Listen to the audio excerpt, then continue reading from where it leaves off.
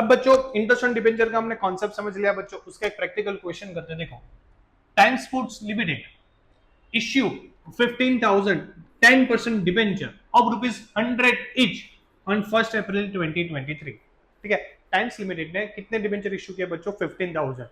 एक शेयर्स पे कितना चार्ज कर रहे हैं? 100। लेकिन मैं आपको इंपॉर्टेंट बताना चाहता हूँ, डिबेंचर के वर्ड के आगे जो भी ये जो होता है ना बच्चों परसेंटेज, वो होता है इंटरेस्ट का। क्या होता है? इंटरेस्ट का। यहाँ पे कंपनी कितना इंटरेस्ट चार्ज कर रही है बच्चों? यहाँ पे जो कंपनी इंटरेस्ट चार्ज करी वो 10% है। कोई भी क्वेश्चन पे आपको डिबेंचर के आगे जो परसेंटेज दिए होंगे वो किसके होंगे बच्चों? इंटरेस्ट ऑन डिबेंचर के। ठीक है, तो वो मेरा फंडा क्लियर हो गया। तो बच्चों ऐसा बताऊंगा कि 15,000 डिबेंचर मैंने इश्यू किया, एक डिबेंचर में मैं कितना मैंने पैसा लिया पब्लिक से? 100। तो टोटल मैंने कितने लिए होंगे उनसे? 15 लाख रुपीस लिए होंगे। कितने लिए होंगे? 15 लाख। क्लियर? इसका 10% मुझे इंटरेस्ट पे करना है। इसका कितना? 10%। यानी कि मुझे टोटल इंटरेस्ट कितना पे करना है? 1,50,000। बच्चों फंडा क्लियर? मुझे कितना इंटरेस्ट पे करना है? 1,50,000। तो ये पहला आपका चीज हो गया क्लियर। अब बच्चों आगे देखिए, the issue was fully subscribe. Yes, सबने सब्सक्राइब कर लिया एंड फुली पेड कर लिया, कोई प्रॉब्लम नहीं है, सबने पे कर लिया तो सामने इंटरेस्ट भी हम दे देंगे। ठीक है, according to the terms of issue, जब इश्यू किया उसके टर्म्स के according interest is due on half yearly basis. हम इंटरेस्ट 2 बार देंगे। हाफ ईयरली का मतलब 6 मंथ्स 6 मंथ्स। ठीक है, मैं ऐसा बता सकता हूँ कि साल में एक हाफ ईयरली आता है सितंबर में 30 सितंबर, और एक आता है बच्चों मार्च 31 मार्च। ठीक है, तो ऐसा बता सकता हूँ 1,50,000 में से 75,000 में सितंबर में दूंगा, बाकी का 75,000 कब दूंगा? मार्च में। क्लियर बच्चों? तो पहले आपको ये भी फंडा क्या होना चाहिए? क्लियर। अगर सिर्फ मार्च का बोला था तो मार्च, यहाँ पे हाफ ईयरली बोला इसलिए मैंने 75 में सितंबर दूंगा, बाकी का मार्च में दूंगा 75। क्लियर बच्चों? ये हो गया आपका वर्किंग नोट। क्या हो गया बच्चों? Working note interest on debenture का। अब बच्चों उसका मुझे क्या करना है? एंट्री पास करना है। ठीक है, दिसंबर में 2 एंट्री होगी, मार्च में 2 एंट्री होगी, और लास्ट में जो भी एक्सपेंसेस होते हैं कहां पे ले जाते हैं बच्चों? पीएनएल अकाउंट में। तो पीएनएल अकाउंट में एक्सपेंसेस ले जाएंगे। ठीक है, अब बच्चों मैं ऐसा बता सकता हूँ सितंबर में, ठीक है, 30 सितंबर 2023 पहले इंटरेस्ट ड्यू होगा, तो इंटरेस्ट ड्यू की एंट्री क्या होती है? Debenture interest account debit to debenture holder account. ठीक है, फिर इनको पे करेंगे, तो बच्चों वहां पे अपना एंट्री होगा debenture holder account debit to bank account. ठीक है, ये हो गया सितंबर मंथ में बच्चों। कौन सा? सितंबर। क्लियर? पहले इंटरेस्ट ड्यू हो रहा है तो इंटरेस्ट एक्सपेंस है, तो एक्सपेंस डेबिट होता है, interest on debenture to debenture holder. ठीक है, फिर डिबेंचर को पे करेंगे तो उसका अकाउंट नलीफाई करेंगे, जो क्रेडिट क्या वो डेबिट करके debenture holder to bank. Clear? ये बच्चों मार्च में करेंगे 2024 मार्च 31। ठीक है, debenture interest account debit to debenture holder account, और फिर 2024 debenture holder account debit to bank account. ठीक है, लास्ट में कहां पे ट्रांसफर कर देंगे? Transfer to PNL. पूरा इंटरेस्ट अपना एक्सपेंस है, एक्सपेंस पीएनएल में कौन सी साइड आता है? पीएनएल की डेबिट साइड, तो पीएनएल डेबिट करना पड़ेगा, तो statement of PNL account debit to debenture interest. Clear बच्चों? इतना हो गया अपना एंट्री। अब बच्चों बस अमाउंट रखना है, कितना अमाउंट है सितंबर में? 75। तो यहाँ पे लिख देंगे भाई 75 सितंबर में, 75 सितंबर में, फिर पे कर दिया, फिर पे कर दिया, फिर पे कर दिया। ठीक है, अब बच्चों मार्च में कितना अमाउंट है? 75।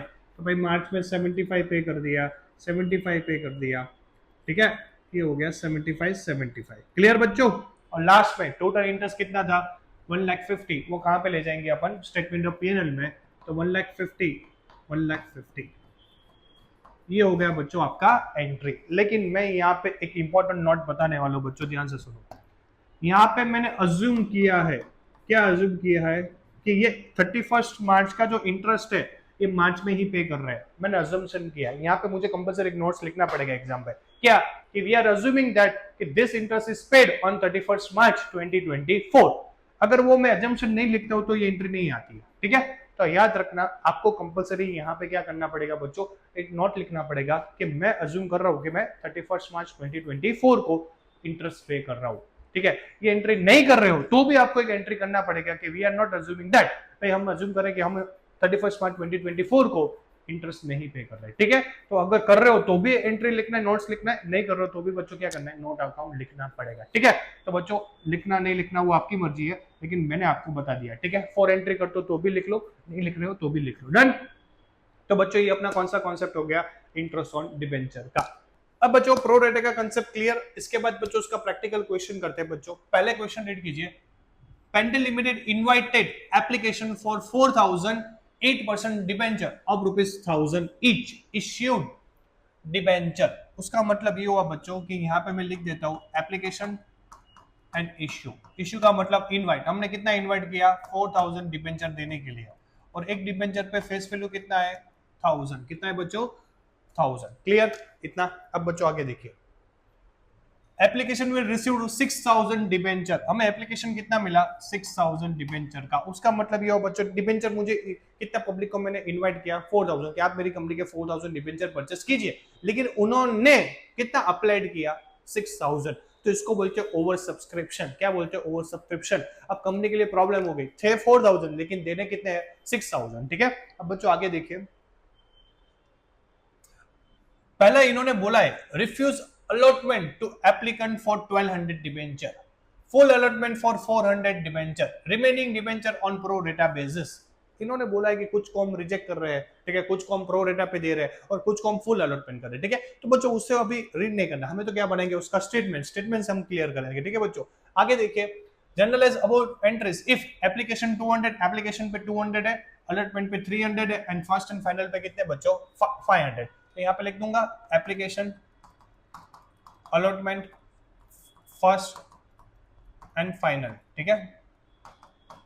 200 है, ये कितने बच्चों 300, यस ये 300 है और ये कितने हैं 500, तो टोटल कितने हो गए 1000, क्लियर।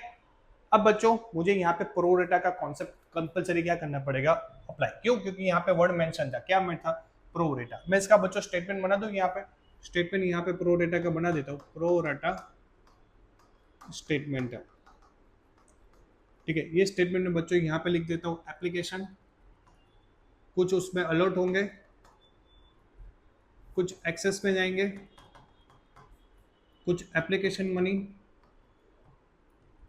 ठीक है, और कुछ या तो बैंक में जाएंगे या तो शेयर अलॉटमेंट में जाएंगे, ठीक है। ऐसा होता है बच्चों अपना प्रो रेटा का स्टेटमेंट, ठीक है।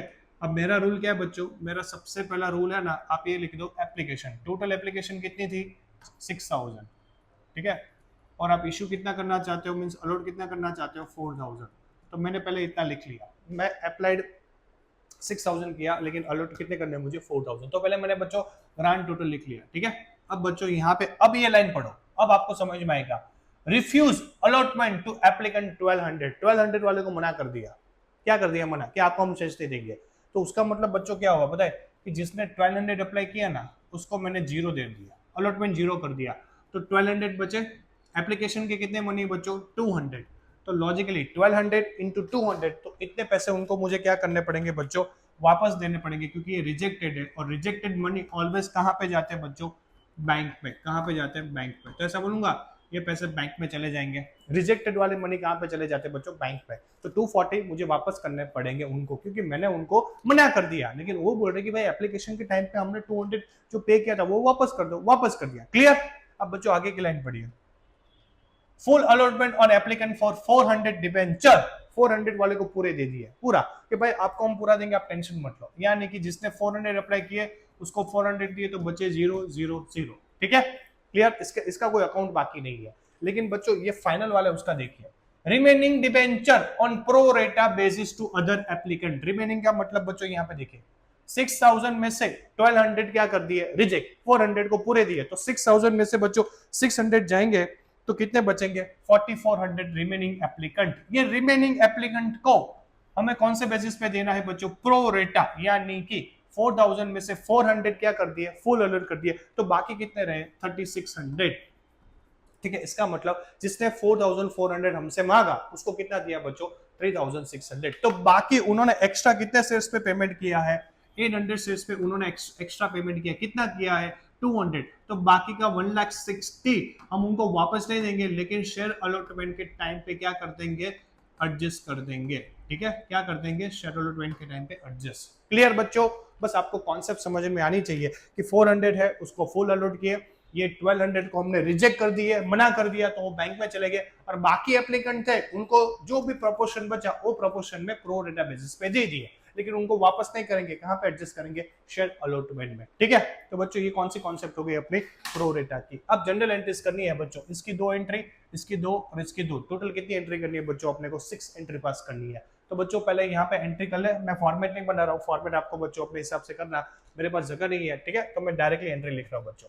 अब बच्चों देखो, सबसे पहले एंट्री क्या होती है, bank account debit to debenture application account. ठीक है, फिर होता है debenture application account debit to, कितने परसेंट थे बच्चों डिबेंचर के, डिबेंचर के 8% थे, तो परसेंटेज यहाँ पे लिख लिया मैंने, to 8% debenture account to bank जो रिजेक्टेड है वो टू शेयर अलॉटमेंट। उसका मतलब क्या हुआ कि एप्लीकेशन का जो मनी है कुछ डिबेंचर में गया, कुछ रिजेक्ट में गया, और कुछ कहां पे गया बच्चों, लॉजिकली शेयर अलॉट में एडजस्ट होगा। ठीक है, तो मेरे जो एप्लीकेशन के मनी आए कुछ मैंने अलॉट कर दिए, कुछ रिजेक्ट कर दिए, और कुछ कहां पे है मैंने प्रो रेटा बेसिस पर रख दिए। ठीक है, अब बच्चों एप्लीकेशन के बाद आता है debenture allotment, debenture allotment account debit to 8% debenture account, bank account debit to debenture allotment account. ये हो गया बच्चों किसका, अलॉटमेंट का। ठीक है, एंट्री पहले लिख देते हैं। फिर होता है debenture first and final, debenture first and final account debit to 8% debenture, और फिर होता है bank account debit to debenture first and final. ठीक है बच्चों, ये हो गया मेरा एंट्री। अब बच्चों 1 बाय 1 हम क्या करेंगे, जनरल एंट्रीज।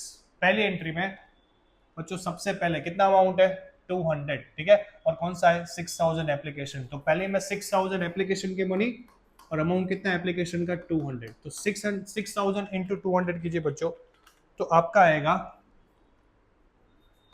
1 करोड़ 20 लाख। कितना आएगा बच्चों, 1 करोड़ 20 लाख।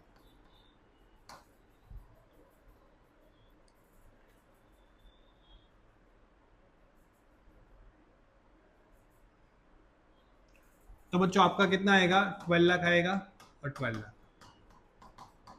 ठीक है, अब एक क्रेडिट है तो डेबिट 12 लाख हो जाएगा, yes 12 lakh credit, done.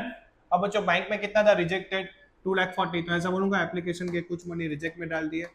Share allotment में कितने डाले, 1,60,000, तो बाकी कितने बचे बच्चों, 12 में से 240 और 160 माइनस करेंगे तो बच्चों अपने 8 लाख बचेंगे, तो 8 लाख मैंने यहाँ पे लिख दिए, डन। ये हो गया बच्चों फर्स्ट एंट्री। सेकंड एंट्री बच्चों आता है थर्ड मींस अलॉटमेंट का। अलॉटमेंट के टाइम पे कितना इश्यू किया हमने, 4000, और कितना रुपीस है अलॉटमेंट के बच्चों, 300, तो 4000 इंटू 300, तो 4000 इंटू 300, तो बच्चों कितना आएंगे आपको, 12 लाख। ये भी 12 लाख हो गए, और ये भी हो गए 12 लाख। अब बच्चों यहाँ पे ध्यान रखना है, ध्यान से सुनना बच्चों, सबसे इंपॉर्टेंट प्रोडक्ट में ये है, मुझे लेने कितने अलॉटमेंट के, 12 लाख, लेकिन ऑलरेडी शेयर होल्डर ने कितने पेमेंट कर दिया है, 1,60,000, तो ऐसा बोलूंगा 12 लाख में से 1,60,000 माइनस करूंगा, तो बाकी का मुझे अब लेना कितना होगा, 10,40,000। सबसे इंपॉर्टेंट चीज ये है, जब प्रो रेट आए तो फोर्थ एंट्री में आपको ध्यान में रखना है कि मुझे लेने कितने हैं, 12 लाख, लेकिन ऑलरेडी उन्होंने एक्स्ट्रा कितने पे कर दिए थे, 1,60,000, तो एक्चुअली अब कितने लेने हैं, 10,40,000। क्लियर।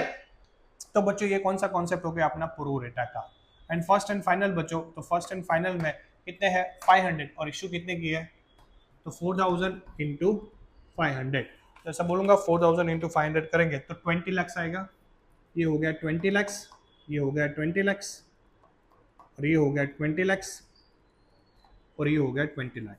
प्रो रेटा में बच्चों सबसे इंपॉर्टेंट ये जो ग्रीन कलर का है वही आपके लिए बच्चों सबसे इंपॉर्टेंट है। प्रो रेटा में ये ध्यान रखना है और ये चार्ट बनाना है। तो बच्चों ये कौन सा कॉन्सेप्ट हुआ मेरा, प्रो रेटा का। क्लियर। क्वेश्चन बच्चों एक बार देख लीजिए, साथ साथ में ये आप क्या कीजिए, क्वेश्चन सॉल्व भी कीजिए, तो आपके और कॉन्सेप्ट क्या हो जाएंगे बच्चों, क्लियर। अब बच्चों राइटिंग ऑफ डिस्काउंट का प्रैक्टिकल क्वेश्चन करते हैं। देखो, on 1 April 2023 Emro limited issue 10,000 9% debenture of ₹100 each at a discount of 10, यानी कि एमरोन लिमिटेड ने 10,000 डिबेंचर इश्यू किए, फेस वैल्यू जिसका 100 था उसको कितने में इश्यू किया उन्होंने 10% डिस्काउंट के साथ। उसका मतलब बच्चों क्या हुआ कि मेरा फेस वैल्यू इश्यू प्राइस और रिडम्पशन प्राइस होता है, फेस वैल्यू 100 था, इन्होंने कितने परसेंट डिस्काउंट के साथ इश्यू किया 10%, यानी कि 9 मेरा क्या हो गया बच्चों इश्यू प्राइस, और डिस्काउंट कितना हो गया 10 रुपीज। ठीक है, आगे देखिए redeemable at par. Redeemable at par का मतलब क्या होता है, जितना फेस वैल्यू था उतना ये, तो ये हो गया 100। क्लियर लॉजिक है, यहाँ पे अपना कोई लॉस नहीं है, अपना लॉस या डिस्काउंट है, क्या है 10 रुपीज का लॉस। ठीक है, आगे देखिए बच्चों, the issue price is payable along with the application. ठीक है, इश्यू प्राइस कब पे कर रहे हैं, सब एप्लीकेशन के time. Debenture with subscribe, debenture भी पूरे सब्सक्राइब कर लिए। The balance in 1,75,000 in security premium, अपना एसपी अकाउंट है उसमें बैलेंस कितना है 1,75,000 एंड 50,000 इन कैपिटल रिजर्व, और कैपिटल रिजर्व है उसमें कितना बैलेंस है अपना 50,000। ठीक है, इतना हमारा यहाँ पे बैलेंस है एसपी और सीआर में। आगे देखिए बच्चों, पास general entry for issue of debenture, यहाँ पे इश्यू ऑफ डिबेंचर की भी एंट्री करनी है और साथ साथ में अपना राइटिंग ऑफ डिस्काउंट को भी एंट्री करनी है। ठीक है बच्चों, तो सबसे पहले मैं ऐसा बताऊंगा इश्यू ऑफ डिबेंचर की एंट्री। इश्यू ऑफ डिबेंचर की एंट्री बच्चों क्या करते हैं अपन, आपको आता ही है, bank account debit to debenture application, debenture application account debit, discount है लॉस है तो discount on issue of debenture account debit to कितने परसेंट डिबेंचर है, टू 9% डिबेंचर। ठीक है बच्चों, टोटल नंबर ऑफ डिबेंचर कितने हैं हमारे 10,000 और इश्यू प्राइस कितना है 90, तो ऐसा बोलूंगा ये 9 लाख आएगा, ये 9 लाख आएगा, ये क्रेडिट है तो डेबिट भी 9 लाख हो जाएगा। डिस्काउंट, डिस्काउंट कितना है बच्चों 10, तो 10,000 इंटू 10 करेंगे तो डिस्काउंट कितना आ गया 1 लाख, यानी कि 10,000 इंटू 10। ठीक है, तो टोटल मेरे डिबेंचर लॉजिकली कितने हो गए 10 लाख। ये मेरा लॉस हुआ बच्चों, ये बिजनेस का लॉस हुआ, क्या हुआ लॉस। ठीक है, और राइटिंग ऑफ डिस्काउंट का कॉन्सेप्ट क्या है कि आप जो साल में लॉस करते हो वही साल में आपको क्या करना है रिकवर करना है, और रिकवर करने के लिए अपने पास कौन कौन से सोर्सेस है, एक है सिक्योरिटी प्रीमियम यहाँ पे है, दूसरा कैपिटल रिजर्व, तो इसको आप यूज करो, ये आपका प्रॉफिट है, ये आपका सेविंग है, वहां से आप क्या करो ये जो लॉस हुआ है उसको क्या करो रिकवर कर लेंगे बच्चों। ठीक है, उसको रिकवर कर देंगे। ये क्या था डेबिट, अब क्या हो जाएगा क्रेडिट। जब उसको हम सेटल कर रहे हैं तो जो चीज पहले डेबिट थी उसको क्या करना पड़ेगा बच्चों क्रेडिट। तो ऐसा बोलूंगा कि मेरे पास सफिशिएंट फंड कितना है 1,75,000, मुझे चाहिए कितने लॉस के 1 लाख, तो ऐसा बोलूंगा एसपीआर पैसा दे देगा, तो यहाँ पे एसपीआर पैसा देगा तो एसपीआर क्या हो जाएगा डेबिट, तो सिक्योरिटी प्रीमियम अकाउंट डेबिट तो क्या लिखेंगे discount on issue of debenture to discount, कितने का अपना रिकवर हो रहा है बच्चों 1 लाख, 1 लाख। ठीक है, तो इसको बोलते हैं बच्चों राइटिंग ऑफ डिस्काउंट, यानी कि मेरा 1 लाख का लॉस था तो इसके पास गया और उन्होंने मुझे 1 लाख दे दिए, तो वो जो डेबिट था उसको मैंने क्रेडिट करके एसपीआर को क्या कर दिया सिक्योरिटी प्रीमियम रिजर्व को डेबिट कर दिया। ठीक है, तो बच्चों ये भी अपनी राइटिंग ऑफ डिस्काउंट की क्या होगी कॉन्सेप्ट ही है। डन। तो बच्चों ये टाइप के क्वेश्चन आपकी बुक में दिए हैं, इसका आपको क्या करना है बच्चों घर पे प्रैक्टिस।